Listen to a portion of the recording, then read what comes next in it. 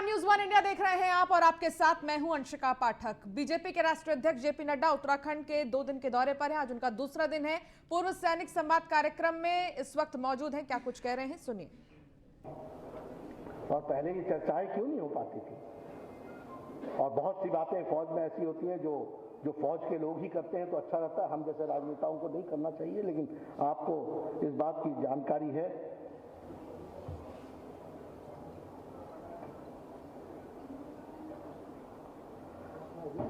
आपको जानकारी है कि किस तरीके से हमारे नेतृत्व ने फैसले किए हैं और उस फैसलों का क्या अर्थ पड़ता है। आपने कभी किसी भारत के प्रधानमंत्री को सुना था? मैं उनके वाक्यों को आपके सामने रिपीट करना चाहता हूं। पाकिस्तान ने बहुत बड़ी गलती कर दी है, इस गलती का खमियाजा तो भुगतना ही पड़ेगा। आवश्यकता पड़ी तो घर में घुस करके जवाब दिया जाएगा, ये मोदी।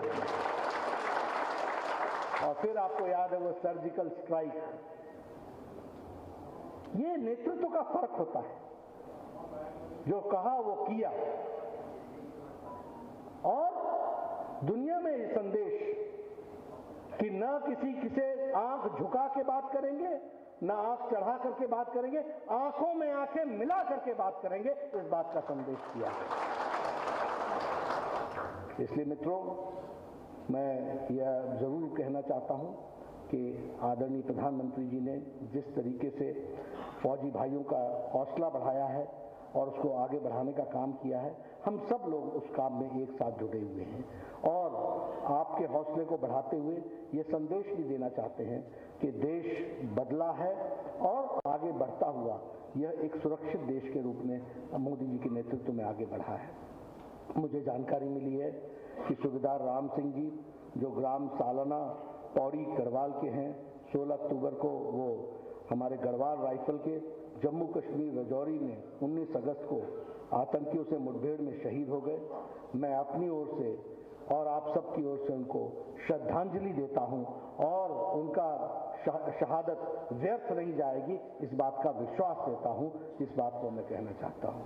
मित्रों, आप सब लोग इस कार्यक्रम में आए हैं, आपका बहुत बहुत धन्यवाद।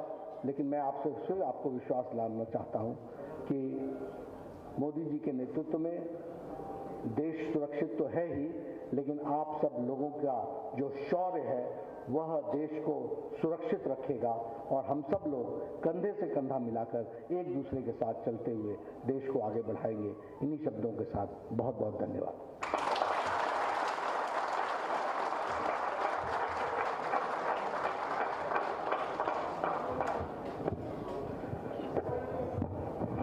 नड्डा जो पूर्व सैनिक हैं उनके लिए कह रहे थे कि आखिर किस तरीके से वो हमेशा ही देश के मुश्किल से मुश्किल वक्त में खड़े रहते हैं। और इसके साथ ही 2022 में विधानसभा चुनाव हैं, उसको देखते हुए भी जेपी नड्डा ने तमाम बातें कही हैं। तो हरिद्वार से ये सीधे लाइव तस्वीर आपको हम दिखा रहे हैं। जेपी नड्डा की जो खास बातें हैं, चलिए ये भी आपको हम बताते हैं जेपी नड्डा ने आखिर क्या कुछ कहा है। तो बीजेपी के जो राष्ट्रीय अध्यक्ष जेपी नड्डा उत्तराखंड के 2 दिवसीय दौरे पर हैं। आज दूसरा दिन है। पूर्व सैनिक संवाद कार्यक्रम में शामिल हुए हैं वो, और इसके साथ ही उत्तराखंड देवभूमि भी है और वीर भूमि भी है, ये जेपी नड्डा ने कहा है। फौज के सैनिक इसी वीर भूमि से निकलते हैं, बड़ी संख्या में सैनिक उत्तराखंड से निकलते हैं। देश के लिए बलिदान देने वाले याद रखे जाएंगे, ये जेपी नड्डा ने कहा है। वीर सैनिकों का हौसला बढ़ाते हैं पीएम मोदी। पीएम हर दीपावली सैनिकों के साथ मनाते हैं, ये भी कहा जेपी नड्डा ने। इतना ही नहीं, उन्होंने कहा मोदी जी के हाथों में देश सुरक्षित है। और इस बीच आपको सीधे लिए चलते हैं लखनऊ, जहां मिशन शक्ति में मुख्यमंत्री योगी आदित्यनाथ मौजूद हैं। सुनिए क्या कुछ कहना है। जरा आप सभी अपने लिए तालियां बजाइए। कोमल है, कमजोर नहीं तू, शक्ति का नाम ही नारी है। जग को जीवन देने वाली मौत भी तुझसे हारी है। मातृ शक्ति की इसी जिजीविषा, अदम्य साहस और सीखने की ललक को सलाम करते हुए प्रदेश के कोने कोने से मिशन शक्ति फेज 1 और 2 में सर्वोत्कृष्ट कार्य करने वाली महिलाओं को आज सम्मानित किया जा रहा है। हम माननीय वित्त मंत्री भारत सरकार एवं माननीय मुख्यमंत्री जी से सादर अनुरोध करते हैं कि वे कृपया ये सम्मान प्रदान करने का कष्ट करें। तो मिशन शक्ति में इस वक्त मौजूद है मुख्यमंत्री योगी आदित्यनाथ, उनके साथ आनंदीबेन पटेल भी मौजूद हैं। मिशन शक्ति में महिलाओं को लेकर तमाम ऐलान मुख्यमंत्री की तरफ से किए जाते हैं। इतना ही नहीं, उन्हें सम्मानित भी किया जाता है। मिशन शक्ति कार्यक्रम में उन महिलाओं को सम्मानित किया जाता है जिन्होंने बहादुरी से तमाम कार्य किए हैं।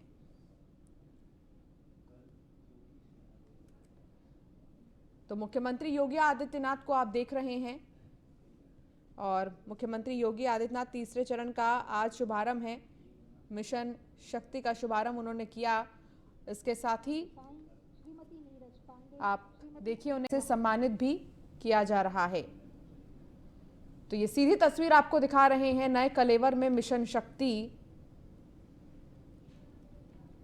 तीसरे चरण का जो आगाज है वो हो गया है।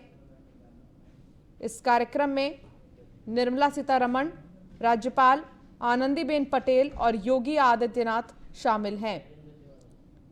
तो ये देखिए तस्वीर, और तस्वीर में आप देख सकते हैं कि आखिर कौन कौन मौजूद हैं। उत्तर प्रदेश में मिशन शक्ति के तीसरे चरण का आज से आगाज हो गया है। इसको लेकर लखनऊ में कार्यक्रम का आयोजन किया जा रहा है। इस कार्यक्रम में केंद्रीय वित्त मंत्री निर्मला सीतारमण मौजूद हैं, राज्यपाल आनंदीबेन पटेल मौजूद हैं और सीएम योगी आदित्यनाथ भी शामिल हैं। इस दौरान विभिन्न योजनाओं का उद्घाटन और शिलान्यास भी करने की बात है। इतना ही नहीं, कार्यक्रम के दौरान निराश्रित महिला पेंशन योजना के तहत सीएम लगभग 29 लाख महिलाओं के खाते में 451 करोड़ रुपए हस्तांतरित करेंगे। मुख्यमंत्री कन्या सुमंगला योजना के तहत लगभग 1.55 लाख बेटियों के खातों में 30 करोड़ रुपए हस्तांतरित करेंगे। इसके अलावा उत्कृष्ट कार्य के लिए 75 महिलाओं को सम्मानित भी किया जा रहा है। इसमें पुलिस, स्वास्थ्य, सफाई समेत विभिन्न क्षेत्रों से जुड़ी महिला शामिल हैं। सबसे ज्यादा 11 महिलाएं लखनऊ से ही हैं। तो वित्त मंत्री निर्मला सीतारमण आज सिडबी और एक्सिम बैंक के द्वारा संयुक्त रूप से आयोजित किए गए कार्यक्रम में उभरते सितारे फंड का शुभारंभ भी करेंगे। निर्मला सीतारमण दोपहर 3:30 बजे अपना संबोधन देंगी और फिर प्रेस कॉन्फ्रेंस भी करेंगी। तो मिशन शक्ति के तीसरे चरण में बालिनी दुग्ध उत्पादक कंपनी की तर्ज पर नई कंपनियां स्थापित होंगी। दिसंबर तक 1 लाख नए स्वयं सहायता समूह बनाने का भी लक्ष्य रखा गया है। इसके अलावा मिशन शक्ति के तीसरे चरण में महिला बीट पुलिस अधिकारी की तैनाती भी होगी। तो एक बहुत बड़ी चीज है ये। उत्तर प्रदेश में आखिर कैसे महिलाओं को सशक्त किया जा रहा है, उनको कैसे आगे बढ़ाया जा रहा है, उन्हें सम्मानित किया जा रहा है। मुख्यमंत्री योगी आदित्यनाथ की सरकार में जितनी भी महिलाओं ने उत्कृष्ट कार्य किए हैं उनको भी सम्मानित किया जा रहा है। तो लगभग 10 महिलाएं लखनऊ से ही हैं जिन्होंने उत्कृष्ट कार्य किए हैं, लेकिन पूरे उत्तर प्रदेश की अगर हम बात करें तो ऐसी कई सारी महिलाएं हैं जिन्होंने अव्वल काम किया है। अब उन्हें सम्मानित किया जा रहा है। उत्तर प्रदेश में मिशन शक्ति के तीसरे चरण का जो आगाज है आज से ही हो गया है। इसको लेकर ये जो कार्यक्रम है इसका आयोजन किया जा रहा है। इस कार्यक्रम में वित्त मंत्री निर्मला सीतारमण को आप देख सकते हैं। इसके अलावा राज्यपाल आनंदीबेन पटेल को भी आप देख सकते हैं। मुख्यमंत्री योगी आदित्यनाथ भी इसमें शामिल है। विभिन्न योजनाओं का उद्घाटन और शिलान्यास भी है। कार्यक्रम के दौरान निराश्रित महिला पेंशन योजना के तहत सीएम योगी लगभग 29 लाख महिलाओं के खाते में 451 करोड़ रुपए हस्तांतरित करेंगे। वित्त मंत्री निर्मला सीतारमण आज सिडबी और एक्सिम बैंक के द्वारा संयुक्त रूप से आयोजित किए गए कार्यक्रम में उभरते सितारे फंड का शुभारंभ भी करेंगी। निर्मला सीतारमण 3:30 बजे के करीब अपना संबोधन देंगी और फिर वो प्रेस कॉन्फ्रेंस भी करेंगी। तो देखिए आखिर क्या कुछ किया जा रहा है आज लखनऊ में महिलाओं के लिए। मिशन शक्ति के तीसरे चरण में बालिनी दुग्ध उत्पादक कंपनी की तर्ज पर नई कंपनियां स्थापित होंगी। दिसंबर तक 1 लाख नए स्वयं सहायता समूह बनाने का भी लक्ष्य जो रखा गया है। इसके अलावा मिशन शक्ति के तीसरे चरण में महिला बीट पुलिस अधिकारी की तैनाती भी होगी। महिला बीट पुलिस अधिकारी की तैनाती होते ही महिलाओं की सुरक्षा और भी ज्यादा टाइट हो जाएगी, उनकी सुरक्षा में कोई कमी नहीं होगी। और ऐसे में जिस तरीके से मुख्यमंत्री लगातार महिलाओं के लिए तमाम कार्य कर रहे हैं, उन्हें सम्मानित कर रहे हैं, उन्हें एक अलग चीज से जोड़ रहे हैं, नए कार्यों से जो जोड़ रहे हैं मुख्यमंत्री, ये बेहद ही सराहनीय है। कार्यक्रम में 75 महिलाओं का सम्मान किया जा रहा है। कन्या सुमंगला योजना की पात्राएं को आर्थिक सहायता दी जा रही है। तो आर्थिक मदद के साथ साथ सम्मानित भी किया जा रहा है महिलाओं को। लेखपालों का काम बहुत दायित्व वाला, बहुत गंभीर और महत्वपूर्ण होता है। इस क्षेत्र में भी नारी शक्ति ने सफलता के झंडे गाड़े हैं।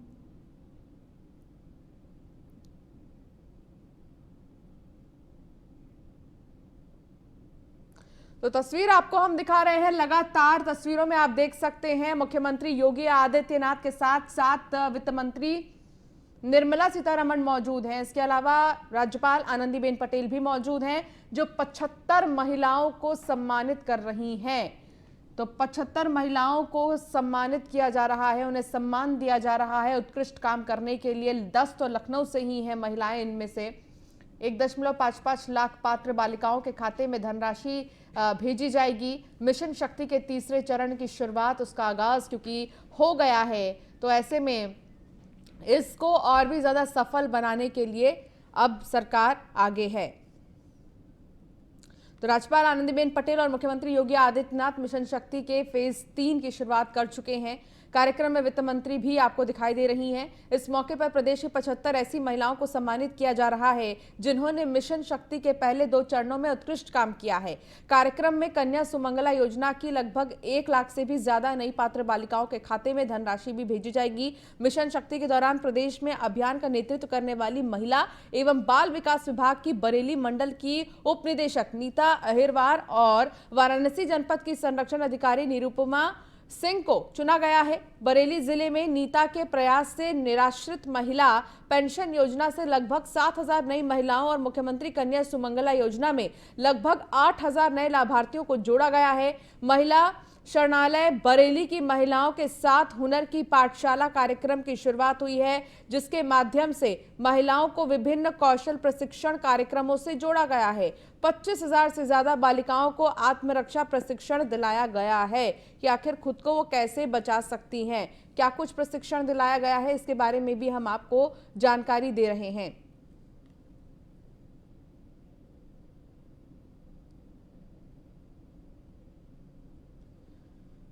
तो तीसरे चरण का आगाज क्योंकि हो गया है, तीसरे चरण का शुभारंभ कर दिया गया है मिशन शक्ति के, और आप देख सकते हैं कि आखिर किस तरीके से उन महिलाओं को सम्मानित किया जा रहा है जिन्होंने उत्कृष्ट कार्य किए हैं।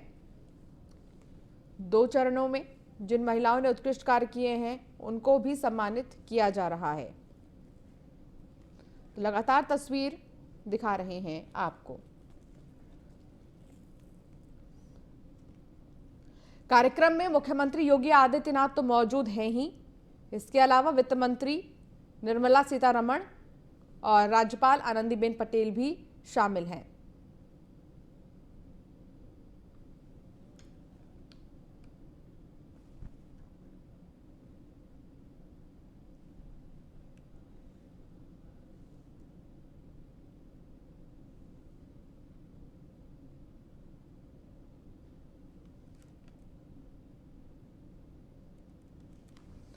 तो मिशन शक्ति के तीसरे चरण का आगाज हो गया है और लखनऊ से ये लाइव तस्वीर आपको लगातार दिखा रहे हैं।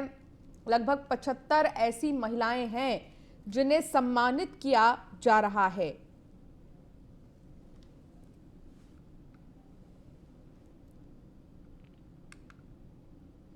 खबर सीतापुर से है, जहां सीतापुर दौरे पर डिप्टी सीएम केशव प्रसाद मौर्य हैं। कई योजनाओं का लोकार्पण और शिलान्यास करेंगे।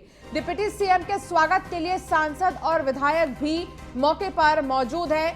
कई योजनाओं का लोकार्पण और शिलान्यास करेंगे डिप्टी सीएम केशव प्रसाद मौर्य। कई सारी ऐसी योजनाएं हैं जो जिले के विकास के लिए बनाई गई हैं और इसके अलावा कई सारे ऐसे काम हैं जिनका उद्घाटन करेंगे, जिनका लोकार्पण करेंगे। मुख्यमंत्री योगी आदित्यनाथ ने पहले ही निर्देश दे दिया था कि जो भी विकास कार्य है उन्हें पहले से ही गति दे दें ताकि कोई भी देरी ना हो, और इसी सिलसिले में डिप्टी सीएम भी सीतापुर पहुंचे हैं। सीतापुर के दौरे पर है डिप्टी सीएम। कई सारे काम का लोकार्पण करेंगे और शिलान्यास भी करेंगे कई सारी योजनाओं का। तो केशव प्रसाद मौर्य का स्वागत किया गया सीतापुर में।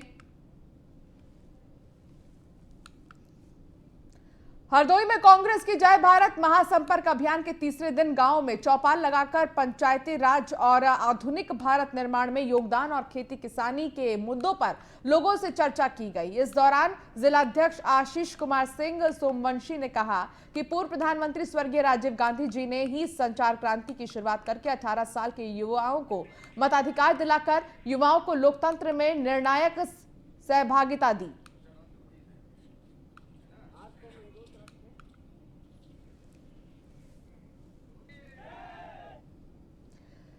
खबर इटावा से है, जहां इटावा में डिप्टी जेलर के आवास पर फायरिंग की गई है। दरवाजों और दीवारों पर गोलियों के निशान लगे हैं।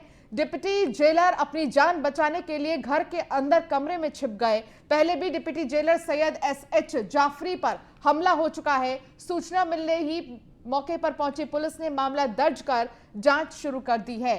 तो इटावा का यह पूरा मामला बताया जा रहा है। क्या कुछ पुलिस का कहना है, आपको सुनाते हैं। अभी जांच का विषय है। अभी जेलर साहब ने कहा है कि जिन्होंने मेरे ऊपर फायर किया है रात को करीबन 3 बजे के आसपास, और इससे पूर्व में भी श्री जो जाफरी जी है 2019 में इन्होंने भी एक एफआईआर की थी, जिसमें भी एक आरोप लगाया था कि मुझे जाना धमकी दी जा रही है और मेरे साथ मारपीट की गई है।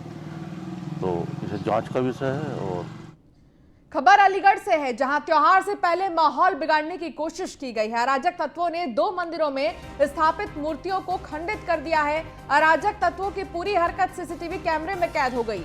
अराजक तत्वों के खिलाफ लोगों को देखा गया कि आखिर किस तरीके से उनका गुस्सा फूटा है। देखिए ये मंदिर, और इस मंदिर में मूर्तियों को खंडित कर दिया गया है, जिससे आसपास के लोगों में बहुत ज्यादा गुस्सा है। अलीगढ़ का यह मामला है। त्योहार से पहले ही माहौल बिगाड़ने की कोशिश, जहां मंदिर में रखी मूर्तियों को खंडित किया गया है। अराजक तत्वों ने 2 मंदिरों में स्थापित मूर्तियों को खंडित कर दिया। अराजक तत्वों की पूरी हरकत सीसीटीवी कैमरे में कैद हो गई है। अराजक तत्वों के खिलाफ लोगों का गुस्सा फूटा है। लोग गुस्से में हैं कि आखिर जल्द से जल्द पता लगाया जाए कि ये है कौन और इस तरीके से माहौल बिगाड़ने की कोशिश क्यों की जा रही है। त्योहारों से पहले मूर्तियों को खंडित करने का मामला सामने आया है। ये मुझे फ़ोन आया और मैंने देखा यहाँ पर काफ़ी भीड़ लग रही थी और किसी व्यक्ति ने मूर्ति तोड़ दी है और हाथ सिद्धि की मूर्ति भी तोड़ दी। तो किस तरह की मूर्ति है ये? मूर्ति एक माता की मूर्ति है, काली की मूर्ति है, और उधर एक शनिदेव का मंदिर है, वहाँ पे काफ़ी लोग आते जाते भी हैं। वहाँ की मूर्ति तोड़ लगी है। अभी खबर आई है कि एक और हाथ सिद्धि में भी तोड़ लगी है। तो आपने इसकी शिकायत कहाँ करी है? हम सरकार से ही मांग करते हैं जल्द से जल्द इसको पकड़ा जाए। और तो वहीं आगरा के शमशाबाद क्षेत्र में चोरों के हौसले बुलंद है। चोरों ने दीवार काटकर मकान में लाखों की चोरी की, नकदी और जेवर लेकर फरार हो गए। पुलिस ने मामला दर्ज कर 3 संदिग्धों को हिरासत में लिया है। चोरी की वारदात महरमपुर गांव में हुई है। तो ये वीडियो आपको दिखा रहे हैं, इसमें आप देख सकते हैं कि आखिर चोरों ने कैसे चोरी की है। सारा सामान इधर उधर फैला पड़ा है और वीडियो क्योंकि इसका बना लिया गया है। अब इसके आधार पर जांच पड़ताल की जाएगी। लाखों का जेवर और नकदी लेकर चोर फरार हो गए हैं। आगरा में इस चोरी को अंजाम दिया गया है, इस चोरी की वारदात को अंजाम दिया गया है। चोरों के हौसले इस कदर बुलंद हैं कि कभी भी दिन दहाड़े चोर चोरी करके भाग जाते हैं। तो प्रयागराज के सोरांव तहसील में रिश्वत के खेल चल रही हैं। रिपोर्ट लगाने के नाम पर लेखपाल संतलाल यादव रिश्वत ले रहा है, जिसकी शिकायत पीड़ित ने सीएम पोर्टल में की है। तो वहीं डीएम से भी शिकायत की गई है। रिश्वत लेने का वीडियो वायरल हो रहा है। रिश्वतखोर बिल्कुल बाज नहीं आ रहे हैं, लगातार रिश्वत ले रहे हैं और इस पर कार्रवाई भी की जा रही है। चंदौली में जॉइंट मजिस्ट्रेट प्रेम प्रकाश मीणा ने वार्ड नंबर 7 स्थित सलिया ताल में सरकारी भूमि की घेराबंदी कराकर कब्जे में ले लिया है। कार्रवाई के खिलाफ व्यापारियों ने प्रशासन के खिलाफ नारेबाजी की है। सूचना पर पहुंचे विधायक शारदा प्रसाद ने अधिकारी को मनाने की कोशिश की, लेकिन वो नहीं माने। इस दौरान तनाव की स्थिति बनी रही। तो वहीं सुरक्षा को लेकर कड़े इंतजाम रहे। जॉइंट मजिस्ट्रेट के निर्देश पर अधिशासी अधिकारी ने लगभग 7 बीघा सरकारी जमीन से हटाने के लिए 28 लोगों को 2 बार नोटिस जारी की थी। इसके बाद भी किसी पर कोई असर नहीं पड़ा, जिसके बाद प्रशासन को यह कदम उठाना पड़ा। तो लोगों का कहना है कि हम लोग सालों से यहाँ पर रह रहे हैं, जिसका दाखिल खारिज भी हो गया है, बावजूद इसके यहाँ से हटाया जा रहा है। तो घेराबंदी कर जमीन को कब्जे में ले लिया गया। कह रहे हैं कि ताल में कह रहे हैं ताल में है। तो आप जमीन रजिस्ट्री कराए हम होंगे? रजिस्ट्री कराए हैं, खारिज दाखिल हुआ है इसी कोर्ट में। टाउन एरिया भी खारिज दाखिल की है, नक्शा पास किया है किस साल में लिए थे आप? 11 में। हम लोग भू माफिया नहीं हैं, अपनी घर जायदाद बेच करके यहाँ पे चकिया में अपना आशियाना बनाए, पूरी ज़िंदगी की कमाई लगा दी है।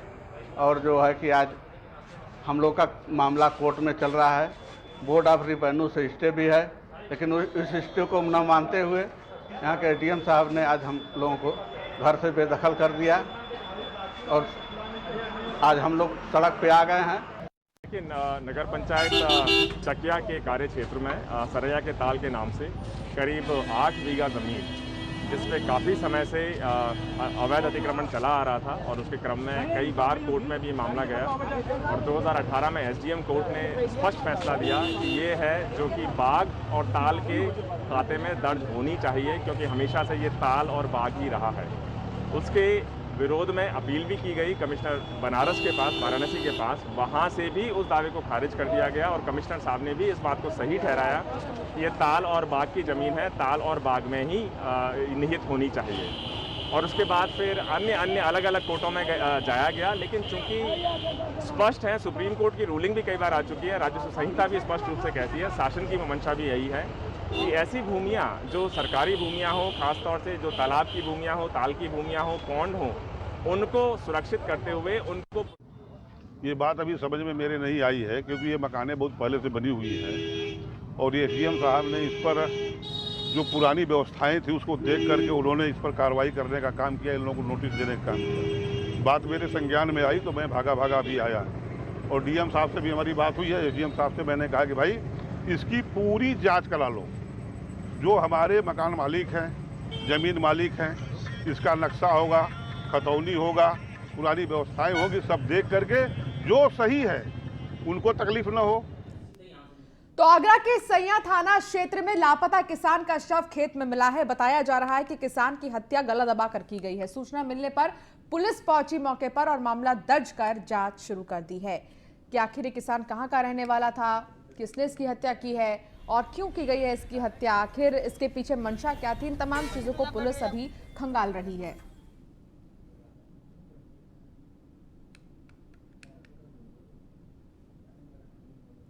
दिल्ली एनसीआर में सुबह से लगातार बारिश हो रही है, जिसके चलते कई जगह पर जल भराव की स्थिति बनी हुई है। ग्रेटर नोएडा की सड़कें बारिश की वजह से जलमग्न हो गई हैं। जल भराव होने के कारण यातायात प्रभावित हो रहा है। जल भराव के चलते कई किलोमीटर तक लंबा जाम लगा हुआ है। जो गाड़ियां वहां से निकल रही हैं, वहां गाड़ियां डूबते हुए नजर आ रही हैं। दुकानों में पानी घुस गया है। पानी की निकासी न होने के कारण जल भरा हुआ है। तो जल जमाव की स्थिति है, सड़कों पर पानी भर गया है। ग्रेटर नोएडा की ये तस्वीर आपको हम दिखा रही हैं।